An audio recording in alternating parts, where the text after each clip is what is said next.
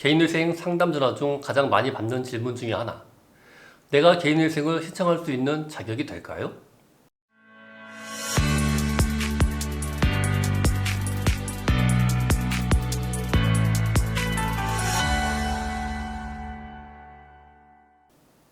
안녕하세요. 법원사무관 출신 개인회생 전문 법무사 안준호입니다. 개인회생 제도는 월 소득에서 최저생계비를 제외한 나머지 금액으로 3년에서 5년 동안 정해진 기간에 채무를 잘 상환하면 남은 채무를 탕감시켜주는 제도입니다. 이러한 개인회생을 이용하기 위해서는 일정한 조건이 필요합니다. 그래서 이번 시간에는 개인회생을 하기 위한 6가지 자격 조건을 간단히 설명드리겠습니다. 첫째, 개인이어야 합니다. 개인회생이라는 용어 자체에도 개인이라는 말이 있듯이 법인은 신청할 수 없습니다. 법인은 주식회사나 유한회사를 말하므로 사업자 등록증에 주식회사, 유한회사라는 말이 없다면 개인사업자로 보고 개인회생을 신청할 수 있습니다. 둘째, 고정적인 소득이 있어야 합니다. 개인회생은 채무의 일부는 갚는 절차이므로 근로소득자나 영업소득자가 신청할 수 있습니다. 근로소득자는 정규직, 비정규직, 일용직이나 아르바이트도 정기적으로 주급이나 월급을 받는다면 이용이 가능합니다. 아울러 연금수급자도 가능합니다. 영업소득자는 통상 사업자나 판매사원이나 기타 영업직도 1년치 수입을 12달로 나누어 월 수입이 발생한다면 수입이 있으므로 이용이 가능합니다. 셋째, 고정적인 소득은 최저생계비보다 많아야 합니다.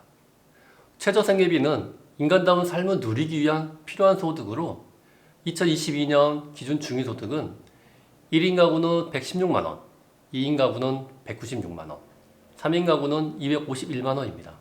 그럼 고정소득은 최저생계비보다 왜 많아야 하냐고 묻는다면 개인회생의 원리가 본인의 월 소득에서 최저생계비를 뺀 나머지 금액으로 빚을 갚아야 하는 제도이기 때문입니다.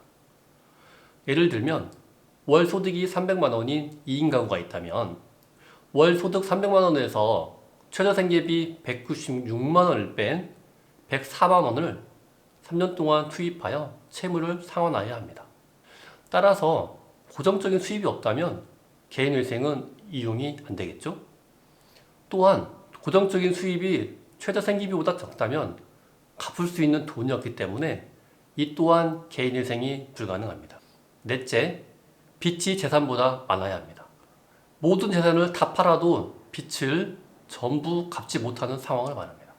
재산의 종류에는 부동산, 임차보증금, 자동차, 통장예금, 보험금, 환급금, 퇴직금을 말하고 그리고 재산은 배우자 재산의 2분의 1도 포함시켜야 합니다.